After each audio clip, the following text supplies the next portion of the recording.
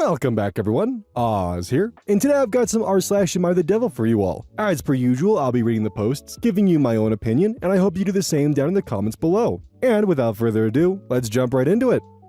Cross-posted from r/am I the asshole. Am I the asshole for calling my sister-in-law a liar? I, 31 male, live in San Diego. My older brother, 34 male, recently got married to a woman from India, 30 female. They had only been dating for about 7 months, but her visa was expiring, so they decided to get married sooner rather than later. My brother and I have always been close. We've done a lot of favors for each other over the years, and one thing we've always had is trust. We don't lie to each other, even about little things. Recently, I had to travel to India for work. The project is in a pretty remote area, and by coincidence, it's close to where my sister-in-law's family lives. She told me not to rent a vehicle because her family had a Jeep I could borrow. That sounded perfect, so I thanked her. When I arrived, her family handed me the keys to a Mahindra Thar. I was confused and asked where the Wrangler was. They looked confused and said, "This is the Jeep." I didn't want to make a scene with her family, so I just took it and drove it for the week. It worked fine and got me where I needed to go. When I got back, I asked my sister-in-law why she told me her family had a Jeep when they actually had a Mahindra Thar. She said, "It's the same thing." I told her, "No, it isn't. Jeep is a brand. Mahindra is a brand. A Wrangler and a Thar are completely different vehicles." She said everyone where she's from calls vehicles like that Jeeps, and that she didn't think there was any difference. I said that's ridiculous. By that logic, I could point at a Chrysler PT Cruiser and call it a BMW X5, because they're both SUVs. They're obviously different cars made by different companies. I'm gonna have to pause right there. If you haven't already Googled a Mahindra Thar, let me enlighten you. This right here is the interior and exterior to a Jeep Wrangler. Notice the general shape, even down to the actual clips for the hood. Take a look at the interior. The 2 levers for activating 4-wheel drive and the gear shifter, the screen, the infotainment, the general assembly of the interior. Now the next one, is the Mahindra Thar.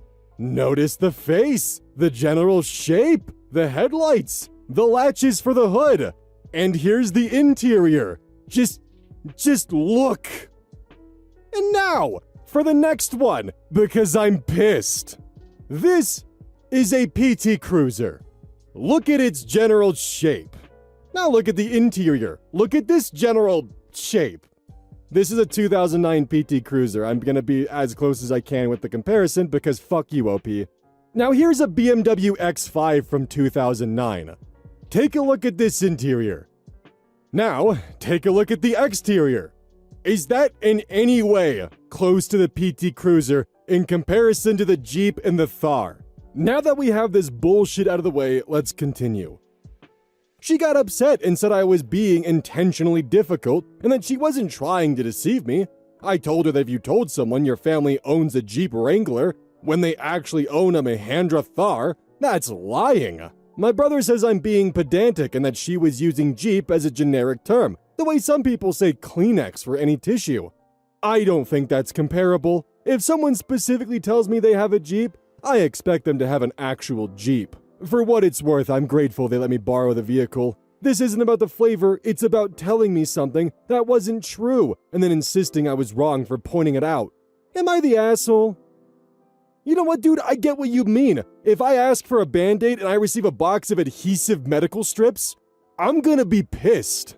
This guy would have a fucking aneurysm if he went to the South. Hey, can I have a Coke? Oh, what kind of Coke do you want? A Dr. Pepper? A Pepsi? I want a Coke. Yes, I understand that. But what kind of Coke would you like? In the comments, OP says, well, it might look the same, but the suspension, etc. are not of the same quality.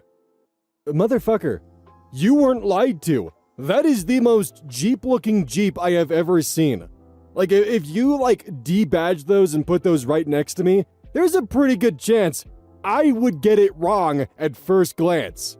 I'd probably figure it out after a little bit when I look at the cheaper plastic parts and go, oh yeah, that's the Jeep Wrangler.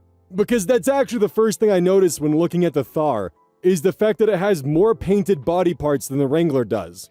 Now that does probably point to the fact that the Jeep Wrangler is more meant for off-roading and those plastic parts will get damaged, but still, if it was debadged, your ass would not know. Unless, of course, you're a Jeep fanboy, similar to how I'm a BMW fanboy and I know my chassis and engine codes. But if I was put in an off-brand BMW, I would be excited because I'd be tearing it apart with so many curiosities of what does it do good? What does it do bad? This is kind of cool. I'd have a lot of fun. I'd definitely pop the hood open and poke around a little bit. Like, you are presented with a really unique automotive opportunity, and obviously you care enough to care about a Wrangler versus a Thar, but like, to have the gall to compare a Wrangler and a Thar to the same thing as a PT Cruiser and an X5, and then call your brother a liar over it? How fucking dare you? Cross-posted from r/am I the asshole. Am I the asshole for defending my ex's achievements because my girlfriend was putting her down? I dated Olivia for 2 years. The breakup was mutual, and we stayed close friends.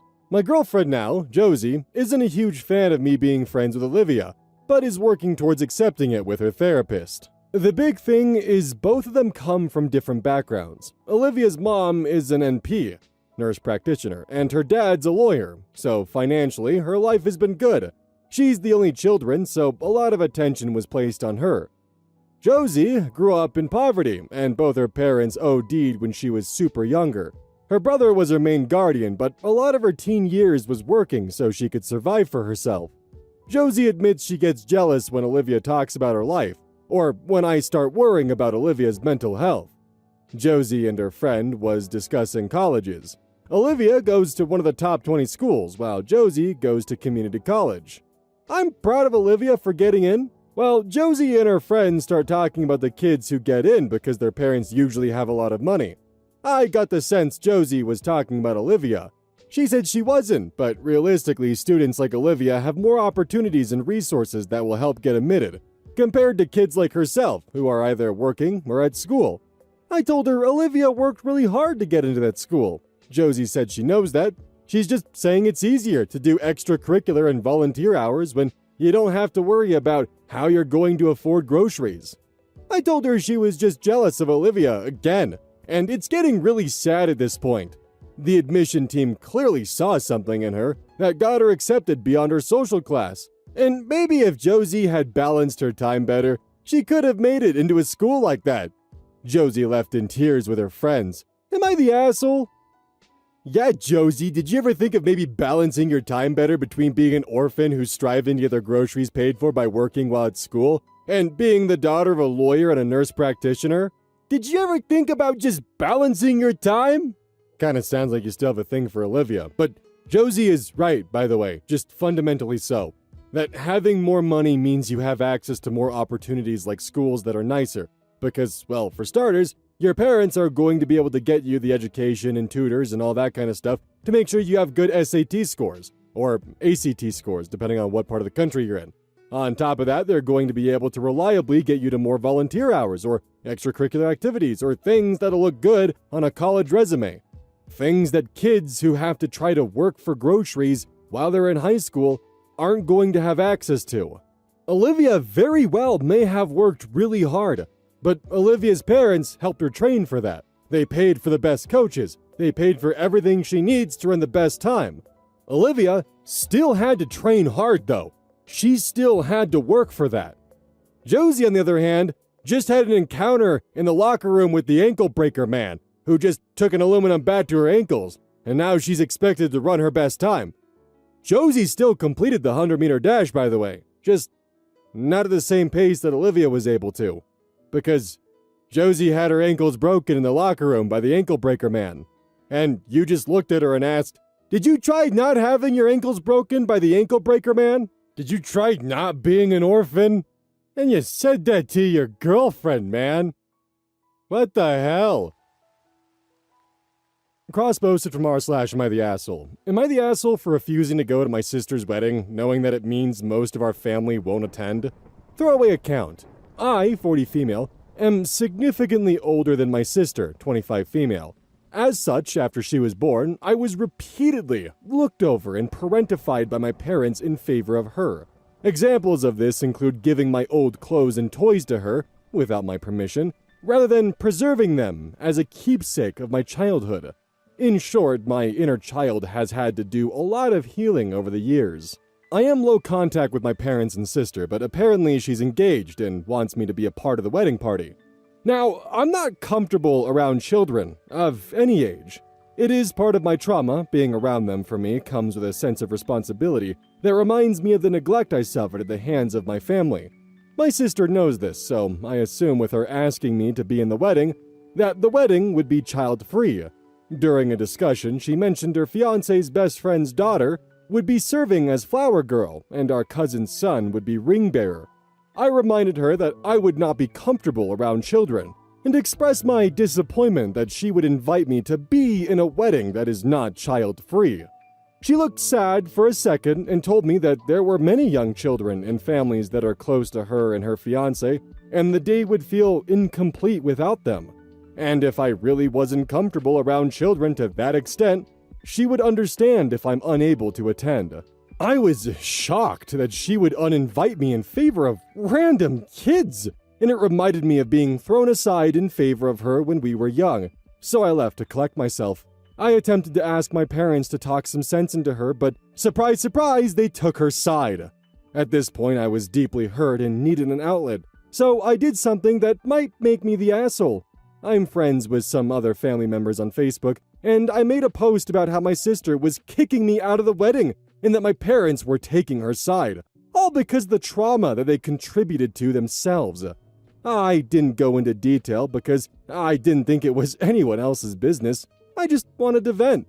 Now people are apparently refusing to go to my sister's wedding unless I'm reinstated as part of the wedding. She and my parents are begging me to come, but still refusing to budge on the children being there. So it doesn't make much of a difference to me.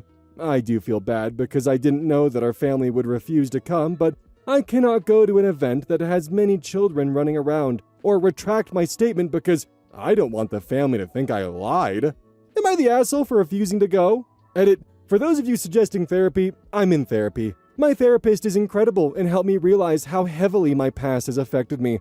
I have yet to discuss the Facebook post with her, but we'll see what she has to say. Probably nothing fucking good. I don't have a lot of nice things to say about you right now. Mostly just a lot of mean things. So the only examples in your post that you gave of parentification is that you had to give toys away and clothes away. I'm sorry, but this is pretty normal in a lot of family structures that aren't middle class. This is just normal. Does it suck? Yeah, it does.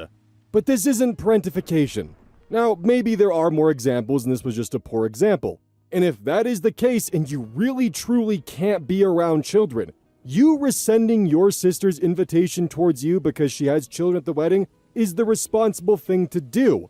What is not responsible, and is actually just downright fucking monstrous by the way, for you to then go on Facebook after you rescinded your sister's invitation because she was not willing to uninvite people for having children, you blasted her on Facebook saying she uninvited you when you chose not to attend. You left out key information, and you refused to take that back because you don't want to come across as a liar.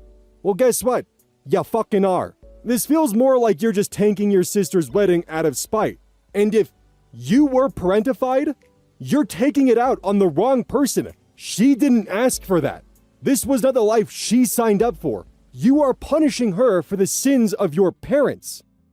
OP unfortunately clarified further examples of parentification. When asked in the comments to give more than just giving up toys and clothes, OP responds with several that I was not able to share due to the word count. I attended a community college and lived at my parents' house during that time, and there were repeated instances of my having to pick up my sister from school or activities on my way back, with no regard to the fact that I may have work to do at home or want to relax. I was once left alone with my sister for 2 days and 1 night after my grandfather died and my parents had to leave the state. I wanted to be with my grandmother and family too, but my sister, who was 9 at the time and easily could have stayed with a friend or something, obviously just had to come first. I moved out of my parents' home at 26, and for the whole 11 years I lived with her, I was expected to help around the house with common tasks like dishes or vacuuming, whereas she was only responsible for her room and cleaning up after herself. I could go on. Please do, because if that's the examples you came up with... Okay, wait, hold on, let's see. Moved out 26, 15-year age gap. She was 11. She was 11. Oh my god, on your way back from community college, you had to pick up your sister? And on top of that, on a traumatic night when your grandfather died unexpectedly, you had to babysit for 2 days on one instance? Oh, the horror. I had to do chores. Yeah. Dude, what the fuck? I'm sorry for giving you benefit of the doubt. Good lord. You need a new therapist, like ASAP. Cross-posted from r/am I the asshole. Am I the asshole for getting upset after my girlfriend handed me food with a hard seed without warning me? My girlfriend and I got into an argument, and I'm wondering if I'm overreacting. We were on a trip with her family. I did all the driving, planning, the itinerary, and was already exhausted from the night before. By that point, I wasn't even hungry. She kept offering me food and encouraging me to eat, even though I said I wasn't hungry. Eventually, I took a bite just to stop the back and forth. It turned out to be a tamarind, and she didn't tell me there was a hard seed inside. I bit down hard enough that I thought I cracked my tooth, and my jaw was sore for hours afterward.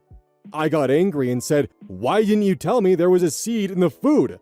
Instead of saying, "Sorry, I should have warned you," she told me it was my fault because she doesn't take big bites. This isn't the first time something like this has happened. In the past, she's handed me food with rind or other unpleasant parts as a joke to get a laugh, so this felt like part of a pattern rather than an isolated mistake. What bothered me most wasn't the tamarind itself, it was that I felt pressured into eating when I wasn't hungry, wasn't warned by the seed, and then was blamed after I got hurt. She says, "You always get mad at me," while I feel like she dismisses my concerns instead of acknowledging her part in what happened. Am I the asshole for getting angry and feeling disrespected? So I gotta fully admit, I had to Google what a tamarind was because I've never heard of them. Probably not pronouncing it right either. I was maybe expecting like a peach or something that was more fruit-shaped. Look, out of all the fruit on this planet that scream, "This had seeds in them," this is the one. This is the one where you can see the seed bulge.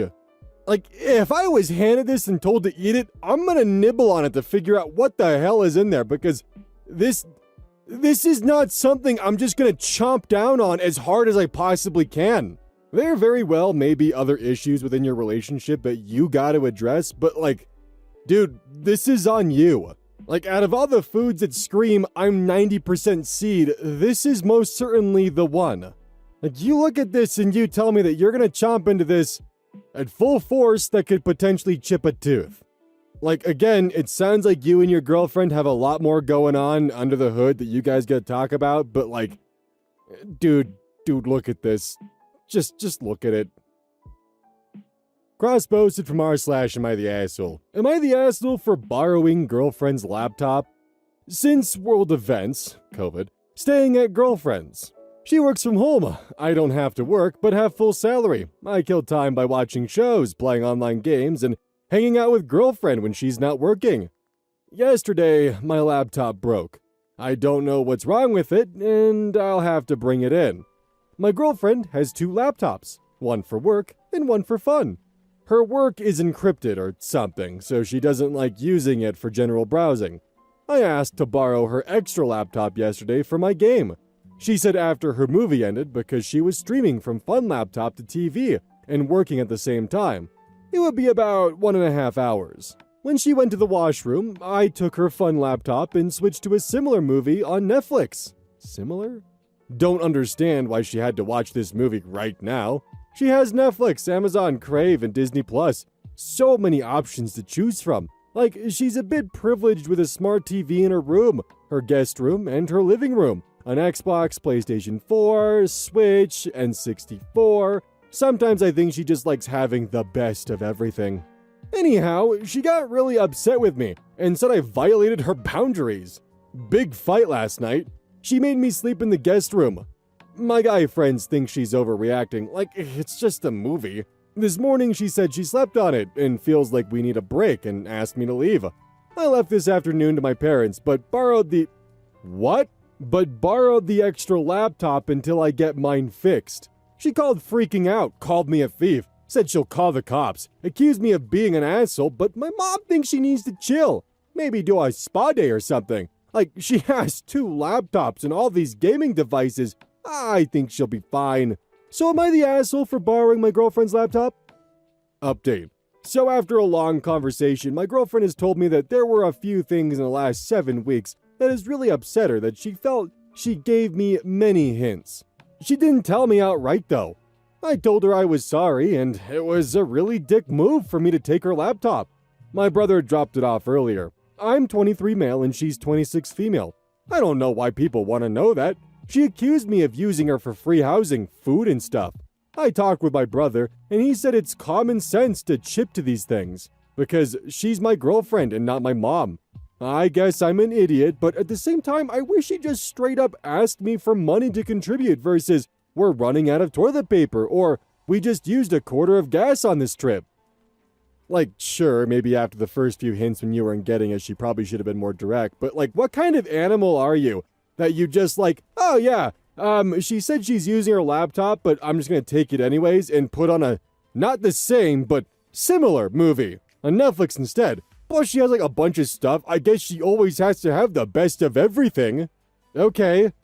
So what if? God, is having nice things a crime now?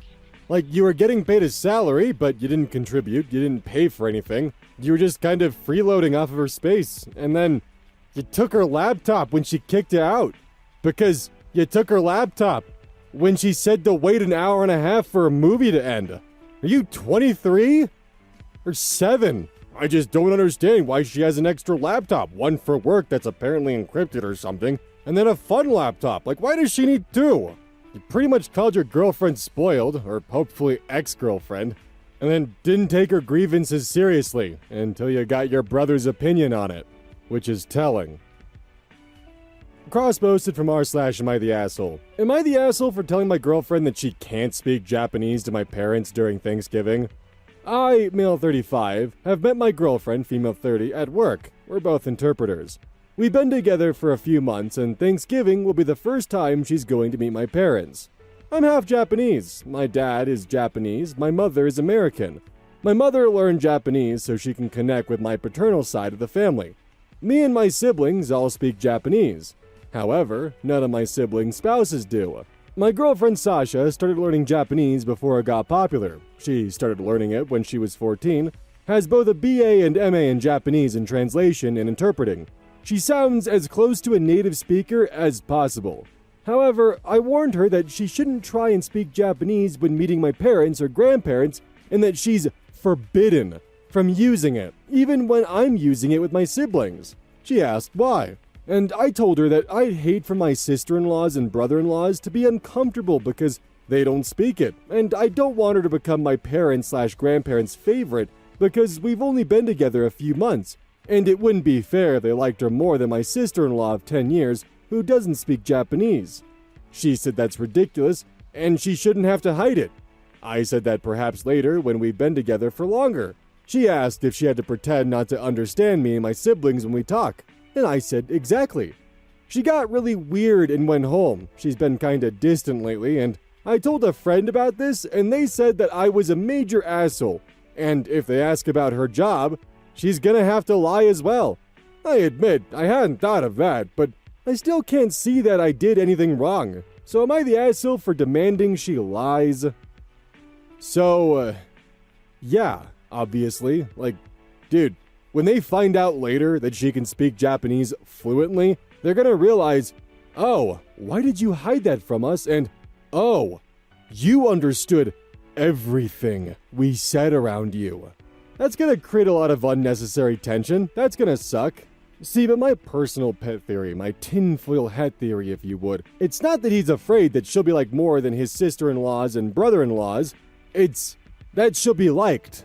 And he's not ready for that commitment yet. It's that they'll be very excited that he's dating someone who speaks Japanese, that his parents will really like her, and he's not ready for that commitment yet.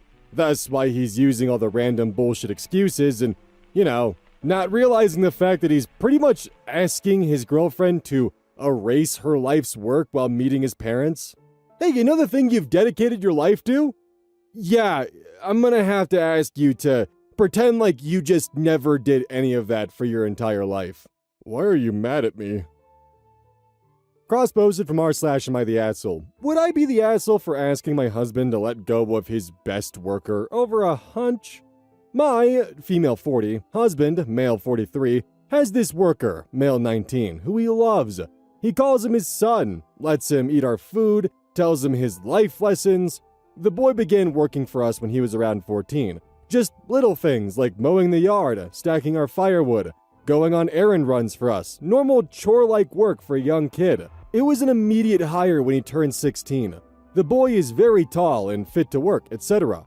Already pretty trustworthy and seemed to be a hard worker, so my husband put him to work in his shop, mechanic.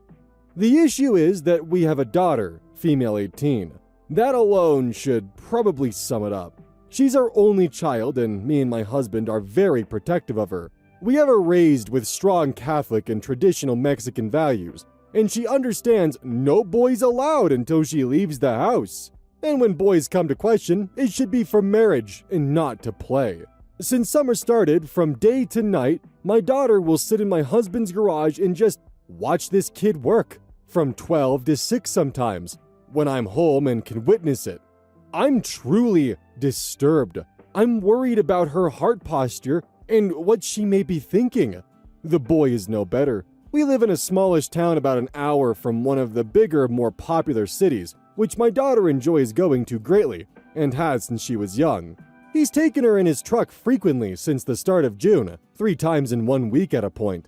I got into a discussion about this situation to my husband, and he continues to defend him, saying he's trustworthy and smart. The straw that broke this camel's back is when the other night I got a feeling, likely God, and went to my daughter's room to check on her. I almost had a full heart attack when I saw this kid in there. My daughter is absolutely not allowed to have men or boys in her room. Not even my husband, her father, has gone into her room to respect privacy.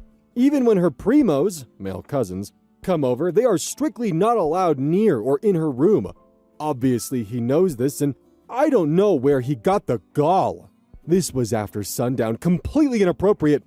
I'm not sure I'm comfortable with this anymore, and I'm thinking to tell my husband to just get rid of the boy, but I know it might break my husband's heart. This kid is the son my husband never got, and since this boy has a single mother, it's a very mutual situation. When Father's Day comes, the kid always has something for my husband. That's how close the two of them have grown. And of course, the boy could stay in contact with my husband. He could even work for him. I just don't think he should be working anywhere near my daughter whatsoever. I don't know what to do. Let them date? I don't know. She's 18. You should let her. You should let her, have feelings. And this is a good guy. By your own admission, he's a great guy. Isn't this the kind of guy you would want for your daughter? Someone who's responsible, smart, a hard worker. Like, come on, he's the full package deal. Your daughter's got a good opportunity. They're also, adults. This is literally the son your husband never had. Like, just everything lines up. It just sounds like you're more interested in having control over your daughter than actually letting her be happy. Like, fuck, out of all the ways that she could rebel, she's rebelling in a positive way. Cross-posted from r/relationship advice. Me, 30 male, my wife, 23 female, married for 1 year and 6 months. Our marriage isn't falling apart. How can I fix this? This is a burner account, and I don't intend on giving any personal information to keep our identity and location discreet. Me, 30, wife, 23, have been together since September of 2024. Met online, and it was love at first sight on our first date at a local bar. Dated for 6 months and got married in February of 2025. Moved in together and stayed in an apartment in Georgia for a year until April 2026. Backtrack to July of 2025 is about the time she got pregnant with our first child while on vacation to Hawaii. She works for a hotel chain, so she gets crazy cheap discounts anywhere in the country. So every couple months or so, we would make the occasional hotel reservation to take advantage of her discount. This is important later. Around December, her pregnancy symptoms became concerning. Fainting spells, massive weight loss, irritability, headaches, etc. So she quit her job to stay at home, so I became the sole provider for our family, and am still now today, July of 2026. Fast forward to our son's birth in March of this year. December until now, the pregnancy was very hard on her, and our son was born C-section, a week shy of the 9-month mark. Very healthy, 9 pounds, no health problems whatsoever. We spent 3 days in the hospital until my wife was healed up enough to be discharged from the hospital. I was having a difficult time adjusting to the life of a father for the first couple of weeks after birth, and my wife wasn't having any of it. If she saw me in distress or unhappy, she would go out of her way, even though her doctor ordered her to take it easy, to do household chores or baby duties, and make me feel awful every step of the way, guilt-tripping me because I didn't do everything with a smile and no complaints. Our parenting styles constantly conflicted, and we butt heads repeatedly about decisions regarding our son's life, and her helicopter parenting style, and her inability to trust me in caring for our child. Every new parent makes small mistakes, and I got burned by her every time I did something that could be conceived as harmful to our child. She would coach me every step of the way of his care like she was a baby expert, even though I had experience with my own siblings growing up when I was younger. Our 1-year lease was up on our Georgia apartment at the beginning of April. Also, my job was contract work and had expired. So the following month after our son was born, we agreed to move back to my home state in Texas, away from her family, so I really respected her leaving them behind to move across the country with me, especially since she's actively recovering from her C-section at the time and has been in constant pain. My mother helped us find an apartment that's within our budget. It's a low-income apartment, so some problems were to be expected, and we had to take her word for it being a safe home for our family. But it has been nothing but a nightmare since we moved in.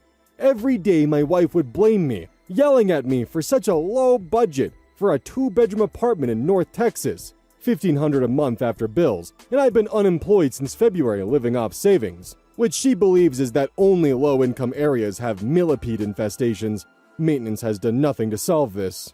I have struggled finding work ever since we moved here in April, so I went to a job fair and had no luck finding any work yet again, but got approached by a recruiter for a school that I can qualify for with government assistance for some much-needed certifications to advance my technical knowledge.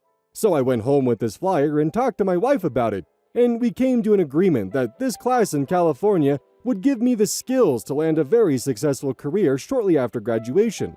She said she could hold down the fort with our son for 6 weeks so I could go to school. Found out halfway through my schooling she got diagnosed with postpartum depression/rage. I was gone the whole month of June, and this millipede infestation got worse and worse with her phobia of them.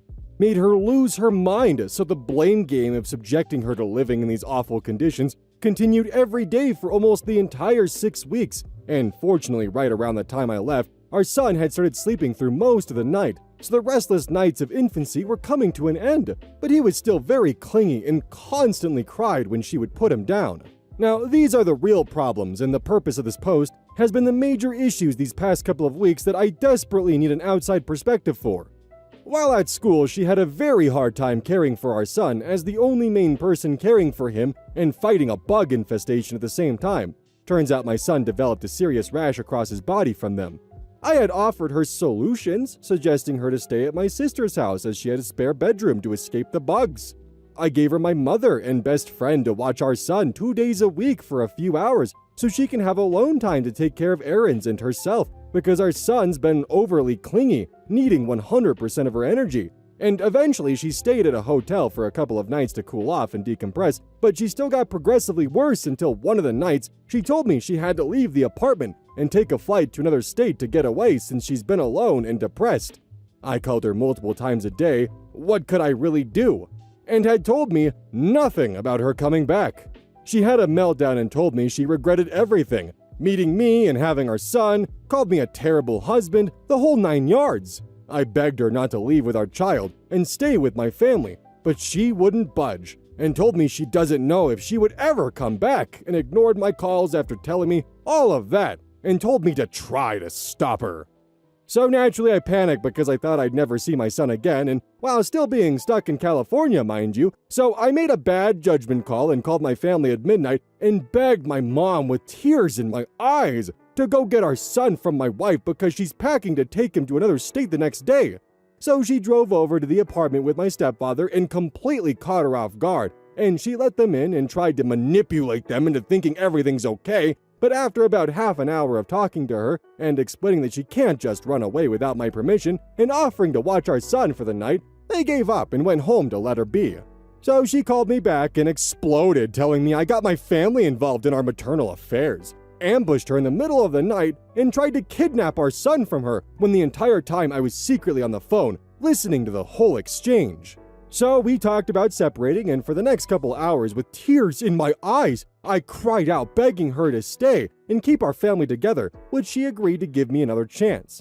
Fast forward a couple days, my mom offered me a rental car and hotel room to meet her for the weekend in Vegas for her annually scheduled trip since it was a small drive from where I was in California. I don't have to go to school on the weekends. I agreed and later that day called my wife and told her where I was going, and she told me if I go to Vegas with the people who tried to kidnap her baby, this is the turning point in our marriage. I thought she was being selfish just to punish my mom from not getting to see me, but later found out after the trip she was having thoughts of self-harm. So against her wishes, I went to Vegas for the weekend because my mom's older and still sick all the time with heart issues and high blood pressure. So I did this because I didn't know how much longer she had. Fast forward to present day when I got back from school, and she told me to make it up to her for being gone for 6 weeks and showed me a cheap hotel room in the Florida Keys with her hotel discount for $40 a night. 4 nights, but the only catch is the $2,300 airfare tickets to fly out there, and I told her, no! We have enough savings to make it 3 more months, and I just got back from school, so I was still job prospecting and had a few interviews lined up, but no job offers. But she insists I'm going to get one of these jobs anyway, and we'll be able to afford a new apartment to escape the bugs since we got a medical document for our son from our doctor to waive the fees to get out of our lease. So she loses her mind and tells me we're getting a divorce now if we don't figure something out in therapy this Saturday. This was a big rant. I really appreciate you taking the time to read this, but I'm stuck. I don't know what to do, and I want to save my marriage and make things right, so Saturday's a big day for my marriage, and I want to know how I could make things right for her. How do I fix this? Edit, from what I've seen in the comments, let me rephrase one important detail I didn't find important until brought up several times. She immigrated to America in 2020. Her only family in Georgia kicked her out to the dogs, and she was living on her own for 2 years before I met her. She's fully disowned them and will never see them again. She would never return to them and has talked about returning to her home country, back to her parents' home. Too long didn't read. Wife went through a tough pregnancy, left Georgia a month after giving birth via C-section, living off of life savings, now moved back to Texas, went to a 6-week school to further education, and now she wants me to pay back the time apart and difficulties she went through alone with a $3,000 vacation even though I'm unemployed. How do you helicopter parent a newborn? I just have so many questions about this. I thought you were moving to Texas because you had a job lined up, but you didn't, and then you went to a job fair, got conned to take a course, fell for it, took the class, haven't gotten any immediate job offers after a 6-week course, which while you were taking that 6-week course, you went to Vegas with your mom while your wife was back at home dealing with a millipede infestation that was giving your child rashes. And when your wife wanted to go somewhere where she would be safe, presumably Georgia, you had your mom, who you said is apparently on death's door, stop her and attempt to kidnap your own child? She can't escape the millipede hell without my permission. You left your postpartum wife alone with your newborn child in a millipede-infested hellscape. You had your mom, who's apparently on death's door, show up after she was ready to leave to get to safety. She's breaking down. You went to Vegas while apparently going to school, never visited her, and when she actually did what had to be done, you classified that as guilt tripping and are claiming she's helicopter parenting a newborn. And I feel like I'm missing so much because of just how much that was. Also, in case I'm the first person to tell you, 99% of the time, if someone tells you they have a 6-week course that you can pay for and you're guaranteed to get job offers, you're the product. Also, what the fuck was up with the "I asked with tears in my eyes"? Just, dude, what the hell? I hope your wife leaves you. Seriously. Cross-posted from r/amithejerk unfiltered. Ooh, God knows I'm gonna be taking a look at that one. Am I the asshole for telling my girlfriend I wish she'd stop dressing so modestly? I, 29 male, have been with my girlfriend, 27 female, for about 8 months. Overall, our relationship is good. We get along, have similar interests, rarely argue, and I genuinely care about her. The biggest issue between us is how she dresses. My girlfriend dresses very modestly. Even in the middle of summer, she'll wear long skirts, loose jeans, high neck tops, oversized sweaters, and clothes that don't really show her figure. She almost never wears anything fitted or revealing. The thing is, I absolutely hate that style. I'm not trying to control her, I just don't like modesty. I personally find it incredibly unattractive. It's probably my biggest physical turnoff. I love it when women dress confidently and wear clothes that show off their figure. It doesn't have to be over the top, but I like dresses, fitted tops, shorts, skirts, things like that. My girlfriend dresses in the exact opposite way. Over the last few months, I've suggested buying her clothes that I think she'd look amazing in.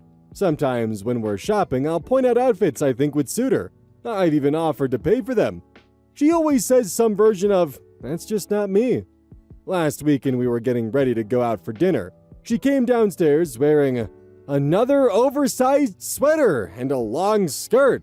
I sighed and asked if she'd ever consider wearing something a little more flattering. She asked what I meant, and I admitted that I really don't like how modestly she dresses. I told her I find modest fashion unattractive, and that I wish she'd wear outfits that were a bit more fitted or showed a little more skin. She got quiet, then asked if I was embarrassed to be seen with her. I said no, that wasn't it at all. I just wish she'd make more of an effort with her appearance because I know she's beautiful, and I feel like she hides it under baggy clothes. She told me she dresses the way she does because it's what she's comfortable in, not because she's trying to impress anyone. She also said she'd rather have a boyfriend who likes her style instead of constantly trying to change it. I replied that people compromise in relationships all the time, and I don't think occasionally dressing in a way I find attractive was an unreasonable request. She said it wasn't really a request anymore because I've brought it up so many times that it feels like constant criticism. She said she's starting to feel like every time she gets dressed, she's going to be judged by me. Since then, things have been very tense. She says she doesn't want to feel like she has to dress for my approval, and I've been wondering whether this is just basic incompatibility. Some of my friends think everyone has physical preferences, and there's nothing wrong with communicating them. Others think repeatedly asking someone to change how they dress because it suits my tastes is disrespectful. Am I the asshole? The following comment from OP pretty much explains exactly what I feel I gotta say. User French Fries 0306 comments, "Sorry, but you're the asshole. I understand liking and disliking certain styles, but this isn't just style for her, it's comfort. No doubt she would feel like all you care about is her body and appearance, and also just doesn't want to draw attention to herself. In the nicest way possible, you finding women dressing in a way that shows more skin or to be tight-fitting to show off curves is probably exactly what she's avoiding. If she starts dressing like that, men of all ages will now be eyeing off your girlfriend." OP responds, "Why would she see that as a bad thing? She's supposed to enjoy that."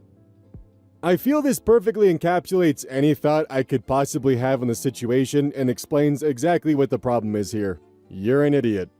Need I say more? Oh, yay. Outro. I'm gonna be real, I am very tired. I miscalculated greatly as to how this video would get done. I've been trying to cram as much as I possibly can so I can actually have the days off that I located, and it left me with having to record Devil as like the 5th video today, and I still have a lot of editing I gotta do. So, I'm tired. I'm looking forward to my days off, but it kind of sucks that in order for me to get a day off, it comes at this cost here. So, sorry if today seemed off or a little off basis. I'm definitely feeling it. What am I feeling, you might be asking?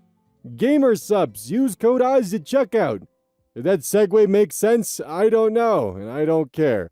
Code OZ will give you 10% off, so that's pretty cool. You know what? I think I'm gonna get a pizza. That sounds awesome right now. And you can't stop me.